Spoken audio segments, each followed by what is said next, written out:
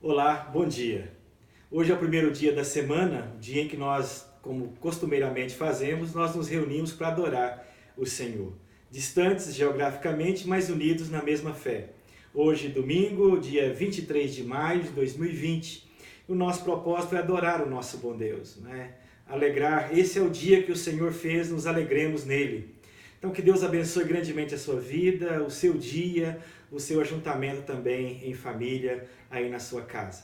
Eu estou na minha casa, recebo você e você me recebe aí também na sua casa para esse nosso momento de adoração. E eu quero convidá-lo para ler o Salmo de número 8. Por favor, na sua Bíblia aí, o Salmo de número 8. Lembrando que, embora não reunidos no templo, mas mantemos o mesmo formato dos nossos cultos, né? A mesma devoção, a mesma solenidade, né? Necessidade da palavra de Deus, o nosso inário e a mesma reverência. Então, o livro dos Salmos, o Salmo 8, fala assim: Ó Senhor, Senhor nosso, quão magnífico em toda a terra é o teu nome, pois expusestes nos céus a tua majestade, da boca de pequeninos e criança de peito, suscitaste força por causa dos teus adversários, para fazer emudecer o inimigo e o vingador. Quando contemplo os teus céus, obra dos teus dedos, e a lua e as estrelas que estabeleceste, que é o homem que dele te lembres, e o filho do homem que o visites? Fizeste-o, no entanto, por um pouco menor do que Deus, e de glória e de honra o coroaste. Deste-lhe domínio sobre as obras da tua mão, e sob seus pés tudo lhe puseste, ovelhas e bois, todos, e também os animais do campo, as aves do céu e os peixes do mar, e tudo que percorre as sendas dos mares. Ó Senhor, Senhor nosso, quão magnífico em toda a terra é o teu nome. Ó Senhor, Senhor nosso, quão magnífico em toda a terra é o teu nome. Amém, meus irmãos? Que palavra preciosa para nós. Que Deus seja misericordioso e escreva em nosso coração a sua palavra, a porção da sua palavra, para que nós não pequemos contra Ele. Então que Ele guarde no nosso coração. E eu quero convidá-lo para orar neste momento. Vamos orar ao nosso bom Deus? Curva a sua cabeça aí onde você está e vamos orar ao nosso bom Deus. Santíssimo Deus, em cuja presença nós nos encontramos nesta manhã, nós louvamos o teu excelso nome, ó Pai amado, porque quanto mais que nós olhamos para o Senhor, contemplamos a tua beleza, a tua santidade, o que nós encontramos ao olhar para o Senhor é beleza, Senhor Deus, é santidade, majestade, soberania, ó Senhor Deus, poder e graça sobre tudo e sobre todos. Mas também, ó Pai amado, à medida em que nós contemplamos a tua face, nós temos mais e mais consciência de quem nós somos, consciência das nossas fragilidades, consciência dos nossos pecados, consciência da nossa limitação, ó Pai amado, e da nossa pequenez diante da tua santa soberania e santidade, ó Pai amado. Por isso, Senhor Deus, mais e mais, ao contemplar o Senhor, a consciência que nós temos, ó Pai amado, que nós somos assim, de modo muito incapaz de estar diante do Senhor. Jamais poderíamos, pela nossa própria força, mérito, boas obras, nos aproximarmos do Senhor. Nós nos sentimos inadequados a estar diante do Senhor. Mas agradecemos, ó Pai, porque pelos méritos de Jesus Cristo, pela obra dele, ele abrindo esse novo e vivo caminho, ele nos coloca, ele nos apresenta diante do Senhor, ó Pai. Então queremos louvar nesta manhã pela obra graciosa de Jesus Cristo em nosso favor. Muito obrigado, porque ela nos aproxima novamente ao Senhor, nos coloca na tua presença, em condições de orar, de falar com o Senhor e na certeza que o Senhor ouve as nossas orações, ó Pai. Senhor Deus, quero agradecer muitíssimo ao Senhor por esta manhã, pedir a tua bênção, a tua direção sobre este nosso culto que prestamos ao Senhor. Nós oramos em nome de Jesus. Amém, Senhor Deus. Meus irmãos, eu quero também convidá-los agora, neste momento, para cantarmos um hino em adoração ao nosso Deus. O hino é o de número 38, Louvores sem fim, sem fim. Hino 38, Louvores sem fim. Mil vezes sim, louvores ao Senhor que nos amou e nos salvou, bendito Salvador.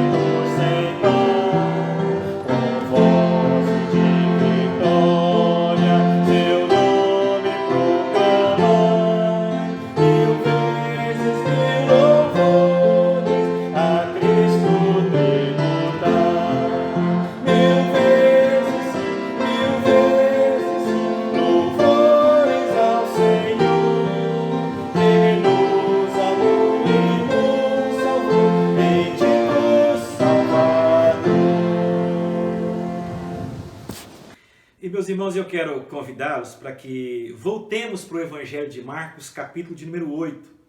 Para o texto que nós pregamos domingo passado, na escola dominical, eu quero concluir hoje umas ideias a partir daquele texto. Por favor, livro de Marcos, ou Evangelho de Marcos, melhor dizendo, capítulo 8, verso 34 ao verso de número 38.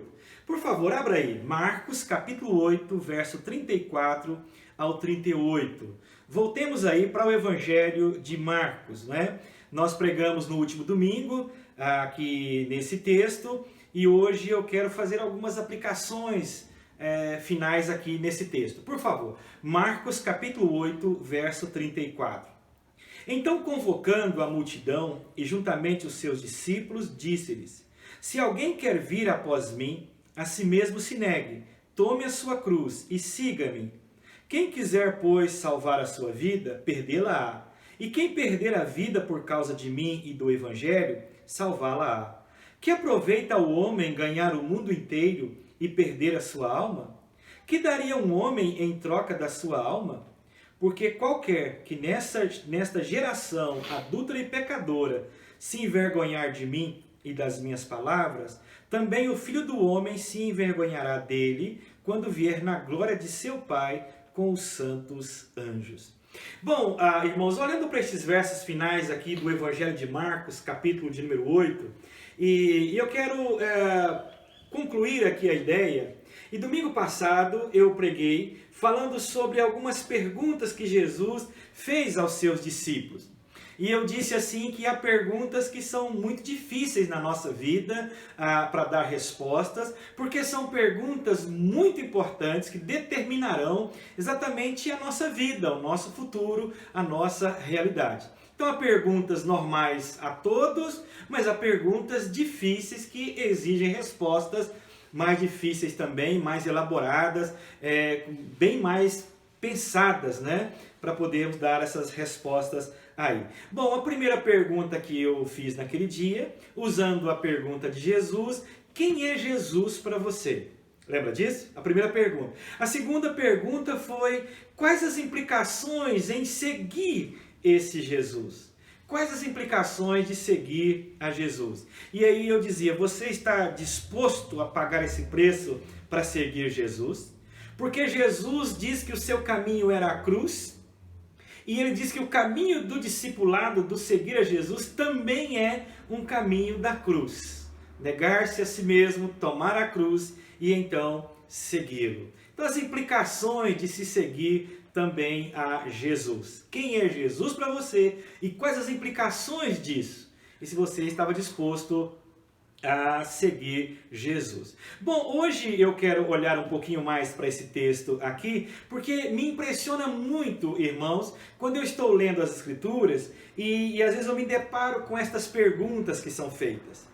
E eu paro muitas vezes e fico tempo ali pensando naquelas perguntas, pensando nas respostas, pensando no que as pessoas responderam, como é que as pessoas receberam aquelas perguntas que foram ali feitas, dirigidas a elas ou à multidão de pessoas. Hoje eu quero olhar para o verso 36 e verso 37. E eu falando ainda dessas perguntas, só citando algumas aqui. Por exemplo, aquela pergunta de Pilatos, lá em Mateus capítulo 27, verso 22, quando ele pergunta para as pessoas e ele diz assim: que farei de Jesus chamado Cristo? O que eu vou fazer de Jesus? O que eu farei com ele? Pilatos perguntou. E as pessoas responderam assim: crucificam. O que eu farei de Jesus? As pessoas crucificam.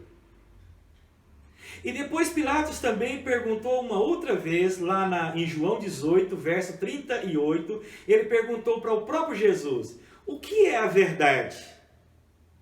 E ele não esperou que Jesus respondesse, porque Jesus é a verdade. Mas ele só perguntou: o que é a verdade? E ele foi embora. Fiquei pensando também quando os herodianos chegaram para Jesus e perguntaram assim: é lícito pagar tributos a César? É lícito pagar impostos a César? Eu fico pensando nisso. Depois o jovem rico também, aquele jovem com muitas qualidades, e ele chega diante de Jesus e diz assim: bom mestre, o que hei de fazer para herdar a vida eterna? O que eu tenho que fazer para herdar a vida eterna? Pensando no apóstolo Paulo em Romanos capítulo 6, quando ele diz assim: permaneceremos nós no pecado para que seja a graça mais abundante sobre nós? Aí ele mesmo responde: de modo nenhum. Como viveremos ainda no pecado, nós o que para ele morremos? Mas Paulo levanta outras questões ainda. No capítulo 8 de Romanos, ele diz assim: se Deus é por nós, quem será contra nós? Perguntas que nos faz parar e pensar, não é, meus irmãos? Não dá para passar corrido. Ou como o autor aos Hebreus, no capítulo 2, verso 3, que diz assim: como escaparemos nós se negligenciarmos tão grande salvação? Como escaparemos nós se negligenciarmos tão grande salvação? E aí, quando nós voltamos para o nosso texto agora, capítulo 8 de Marcos, verso 36 e 37, nós temos também aqui duas questões, não é? Diz assim: que aproveita o homem ganhar o mundo inteiro e perder a sua própria alma? Esta é uma pergunta. A segunda: que daria um homem em troca da sua alma? A segunda pergunta. Pergunta que nos faz parar e pensar, não é? Não é assim? Perguntas importantíssimas para nós. Importantíssimas para nós. Então, primeiro, ele falando sobre alma aqui, a ideia é o seguinte: que todos nós temos uma alma.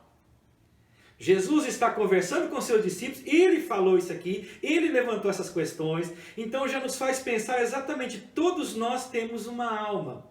Embora nós não podemos vê-la, embora nós não podemos tocar com as nossas mãos, não é? Não podemos tocar com as nossas mãos, mas ela é real. Nós somos corpo e alma, não meramente corpo, como se fôssemos um inseto ou qualquer outro animal. Mas nós somos corpo e alma, chamado também de espírito.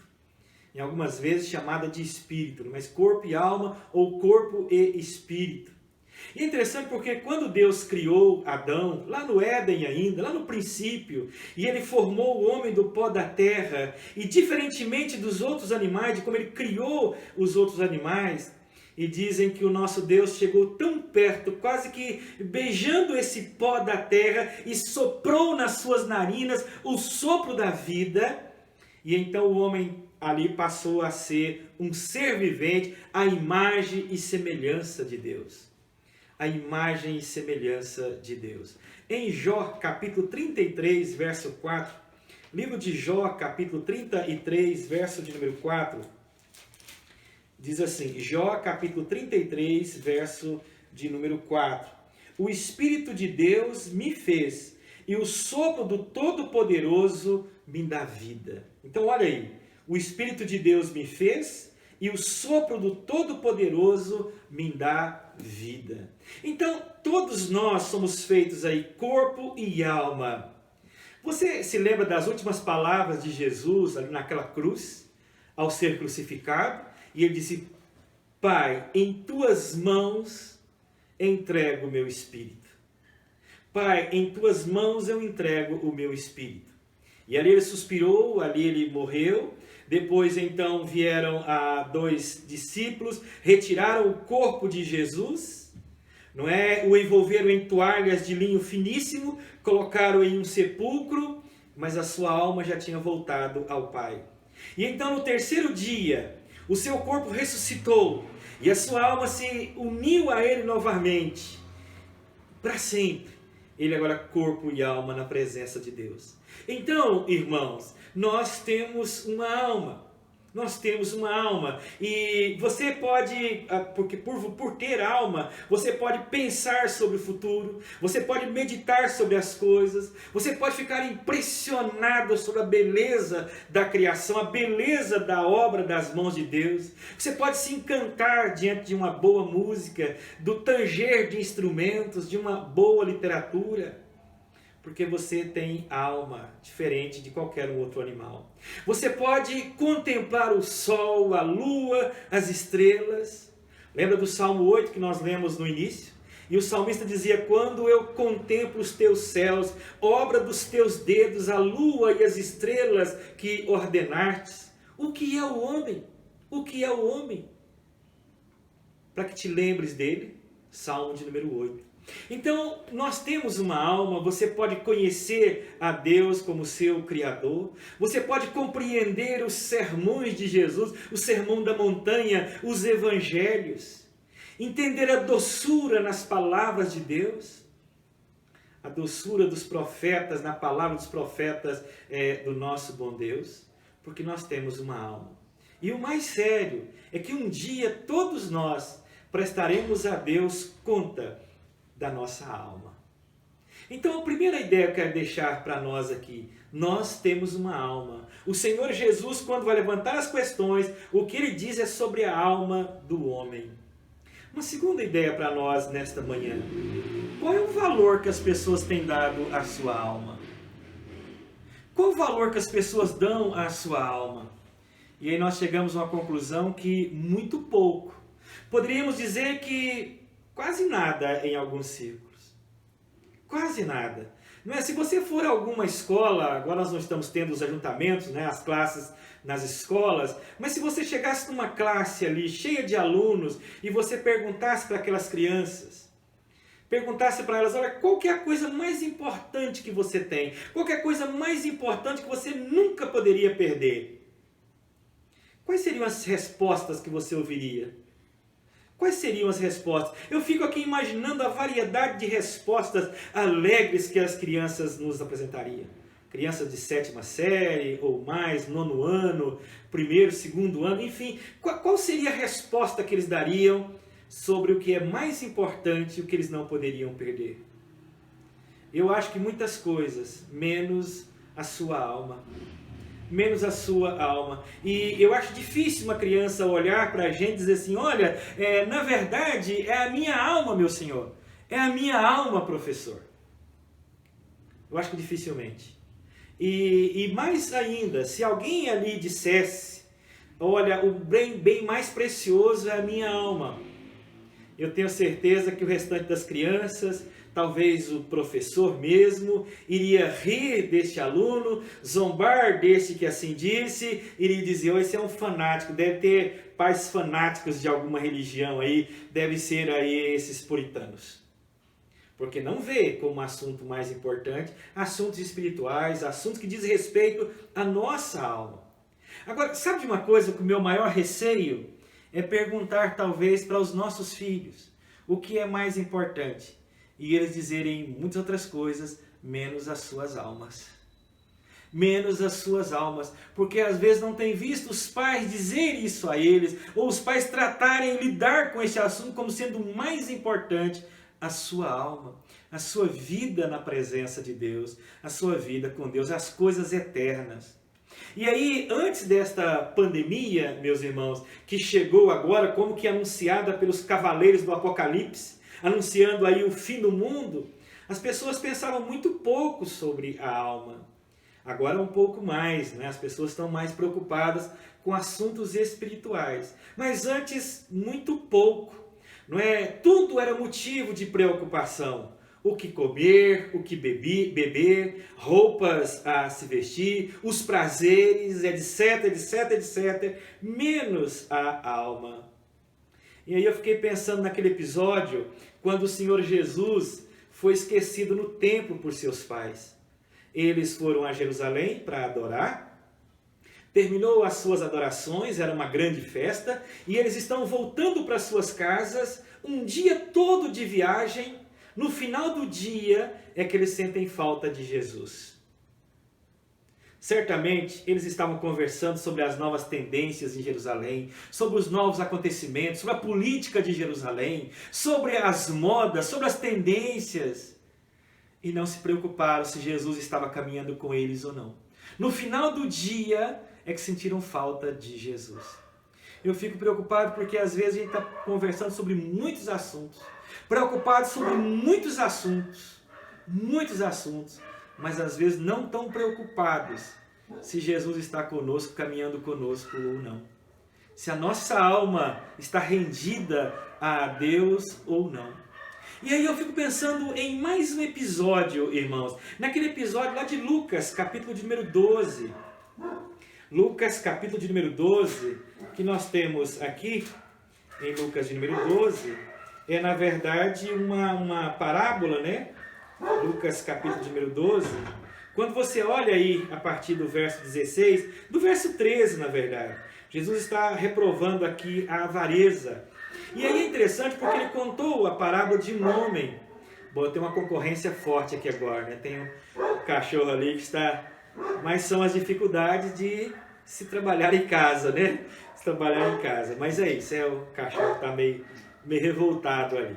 Ok, meus irmãos, aqui em Lucas, capítulo de número 12, e é interessante porque Jesus conta a história, a partir do verso 16, de um homem. A parábola de um homem. Fala de um homem que tinha um campo, uma fazenda, não é? Que estava produzindo, muito produtiva. E é interessante porque o campo desse homem produziu em abundância. Ele estava num momento de grande prosperidade. E ele começa a razoar consigo mesmo, dizer para ele mesmo, que farei? Dizendo para ele mesmo, que farei, não é? Eu não tenho mais onde recolher os meus frutos. Não tenho mais como fazer essas aplicações. E então ele diz assim, farei isso, destruirei meus celeiros, reconstruí-los-eis aí maiores e recolherei aí os produtos dos meus bens. E então direi à minha alma, tens em depósito muitos bens para muitos anos, descansa, come, bebe, regala-te. Mas Deus lhe disse, louco, esta noite te pedirão a tua alma. E o que tens preparado? Para quem será? Assim é o que entesoura para si mesmo e não é rico para com Deus. Então, olha que interessante. Naquele momento ali, ele pensava em tudo. Pensamentos legais, reais, necessários, importantíssimos.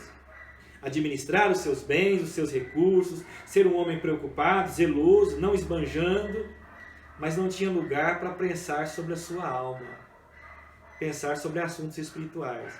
Então, muitas vezes nós nos envolvemos em tantas coisas legítimas, necessárias, bíblicas inclusive, mas às vezes nós somos tão dominados por estas coisas que nós esquecemos de pensar sobre os assuntos eternos, sobre a nossa alma, sobre onde passaremos a eternidade.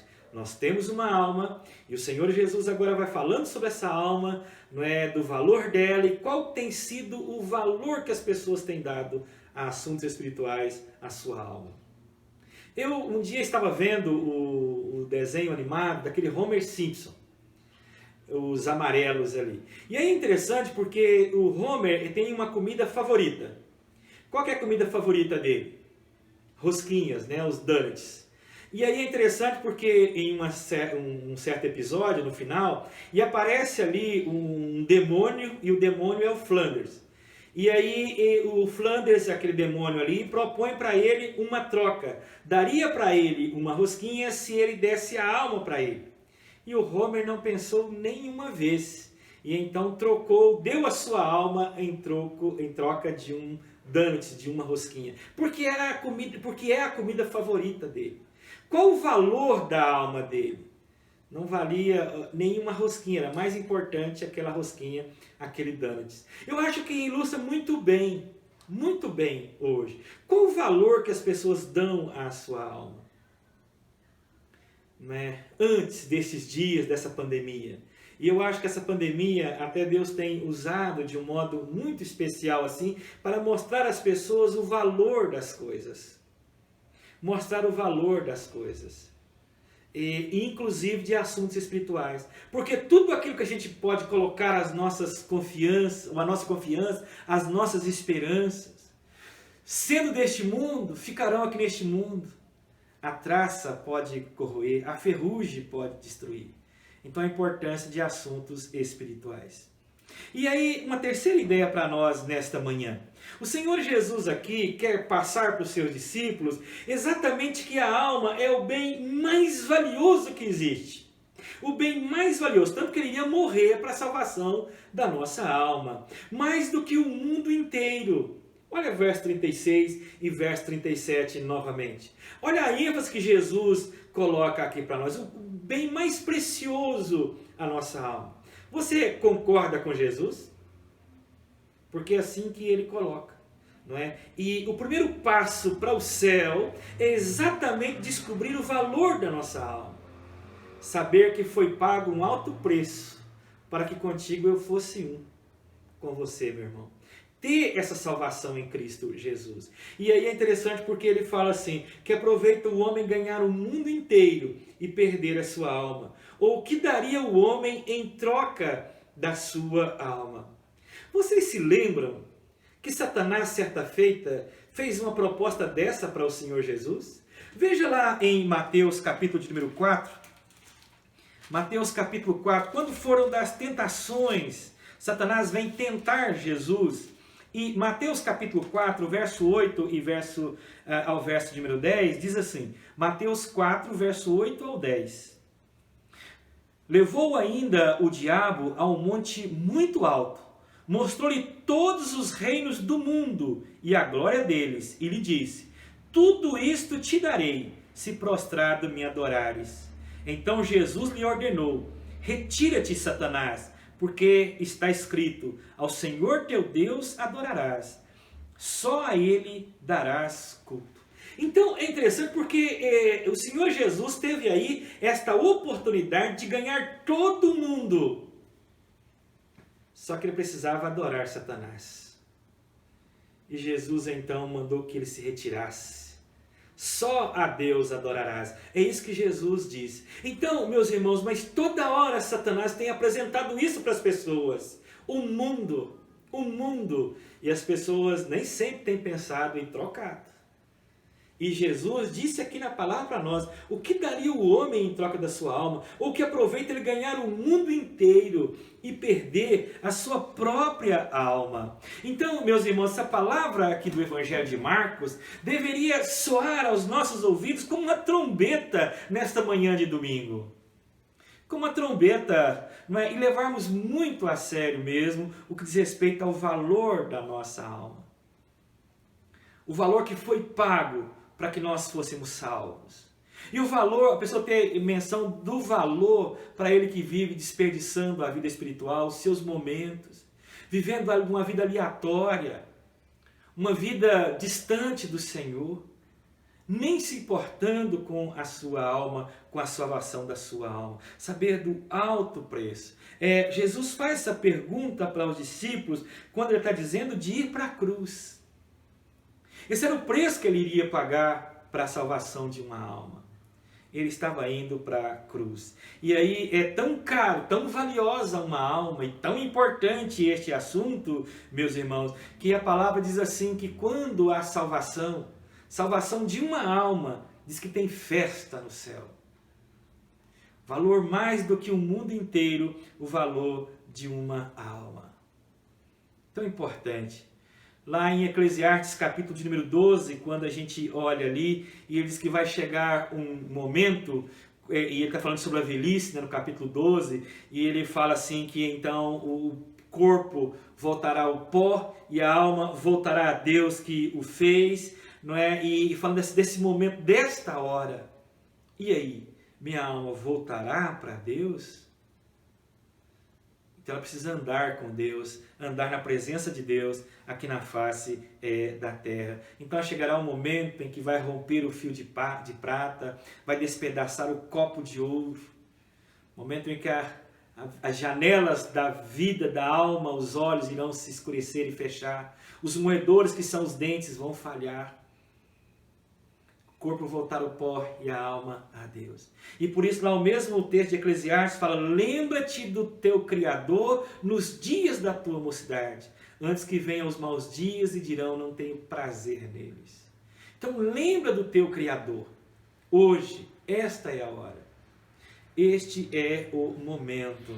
Então o valor da nossa alma. O que daria o homem em troca da sua alma? Diz ele aqui. Ou que aproveita ganhar o mundo inteiro, mas perder a sua alma? Diz o texto aqui para nós. Muito valiosa na presença de Deus. Muito valiosa. É sábio aquele que ganha almas, diz o texto. Porque é muito preciosa uma alma. O Senhor Jesus morreu para que fôssemos salvos, né? Salvação da nossa alma. Então, muito precioso aí a nossa alma, a nossa vida na presença do nosso bom Deus. Então eu quero concluir a nossa reflexão nesta manhã, olhando aqui, e pensar no valor da alma. E aí, pensando no valor da alma, nós chegamos mais e mais à conclusão que o único caminho para salvá-la, para resgatá-la, é exatamente o sangue do Senhor Jesus. A obra de Cristo Jesus. Por isso eu te convido, você que ainda não entregou-se ao Senhor Jesus, não se rendeu ao Senhor Jesus, para que o invoque em oração, para fazer a semelhança do ladrão ali na cruz, aquele que se arrependeu, e ele diz: Senhor, lembra-te de mim quando estiveres no paraíso.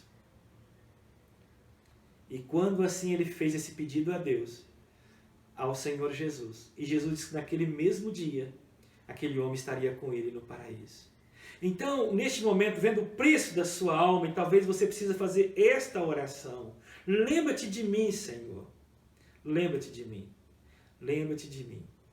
E ele certamente lembrarás. Porque, repetindo aqui as ideias que destacamos nesta manhã, nós temos uma alma. Podemos não vê-la, podemos não tocar com as nossas mãos, mas nós temos uma alma. Assim como você não pode ver esse vírus, não pode tocar nele a olho nu, mas ele está por aí e ceifando vidas.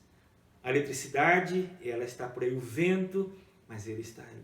Então nós temos uma alma. Nós temos uma alma, ela é real. E a segunda coisa que nós destacamos aqui é a ideia do valor dessa alma. Qual o valor que muitas das pessoas têm dado à alma? Às vezes quase nenhum. Às vezes nem tem pensado sobre isso. Nem tem pensado sobre assuntos eternos. Querem resolver somente os assuntos agora. Somente os assuntos terrenos. E Paulo, escrevendo aos Coríntios, diz assim, que se nós pensarmos só nessas coisas aqui da terra, nos envolvermos, nos importarmos só com elas, nós somos mais miseráveis dos homens. Porque há alma e há uma eternidade. E onde passaremos a eternidade? E a terceira ideia nesta manhã, mostrando que o maior tesouro, o bem mais precioso que temos, a nossa alma. Tanto que o Senhor Jesus morreu para poder salvá-la. Então, antes que se rompa o fio de prata, antes que despedace o copo de ouro, antes que o corpo volte ao pó e a alma volte a Deus, é hora de você se entregar ao Senhor. Lembrar do seu Criador neste momento, nesta hora. Então, lembrando que o Senhor Jesus diz: o que aproveita ao homem ganhar o mundo inteiro e perder a sua alma? Ou o que daria um homem em troca da sua alma? Grande valor a nossa alma. Que possamos todos nos rendermos diante do nosso Deus. Agradecer por tudo que Ele tem nos dado, por tudo que Ele tem nos dado condições de adquirirmos nessa terra. Mas pensar que o que saltará dessa terra para a eternidade é exatamente a nossa alma. Se caminharmos aqui com Deus, iremos para a eternidade também caminhando com Deus. Que Deus te abençoe grandemente, seja um dia de reflexão, de ponderar, pensar nessas perguntas que o próprio Jesus fez aos seus discípulos e Ele faz a nós também. E talvez a oração que você precisa fazer é aquela do ladrão lá na cruz. Senhor, lembra-te de mim, Senhor, e perdoa os meus pecados. Amém, meus irmãos? Que Deus muito nos abençoe. Vamos orar mais uma vez? Senhor, nosso Deus, nosso Pai amado, Deus de bondade, Deus de misericórdia, nós estamos diante do Senhor, ó Pai, para pedir perdão para os nossos pecados, ó Pai. Pedir perdão pelas nossas falhas, pelas nossas limitações. Às vezes que vivemos como que o Senhor não existisse. Às vezes é que vivemos como que nem alma nós temos e que temos que prestar contas ao Senhor, ó Pai. Pai, perdoa os nossos pecados. Nós queremos agradecer pela obra de Jesus. Jesus morrendo naquela cruz para a salvação das nossas almas, ó Pai. E te agradecemos porque um dia o Senhor abriu os nossos olhos, desvendou os nossos olhos, deu entendimento e pudemos assim nos render diante do teu altar. Senhor Deus, mas se porventura alguém que está me ouvindo nesta manhã ainda não teve esse encontro com o Senhor Jesus, às vezes tem se preocupado com tantas coisas, vivendo correndo atrás de tantas coisas, coisas legítimas, certas, mas não tem preocupado muito sobre a eternidade, sobre onde passará a eternidade. Eu quero pedir que em nome de Jesus, ó Pai, que o Senhor os desperte, que o Senhor toque em suas vidas, que o Senhor dê entendimento e que possam também, ó Pai, movidos pelo Espírito Santo do Senhor, entregar as suas vidas a Cristo Jesus. Orar dizendo, Senhor, lembra-te de mim, compadeça-te de mim, Senhor Deus, e salva-me, pois eu sei que o Senhor não rejeitará aquele que o busca, ó Pai.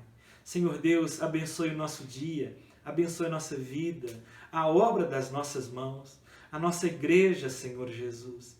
Visite o teu povo, Senhor Deus, derramando o teu Espírito, do mover, do tocar do Senhor.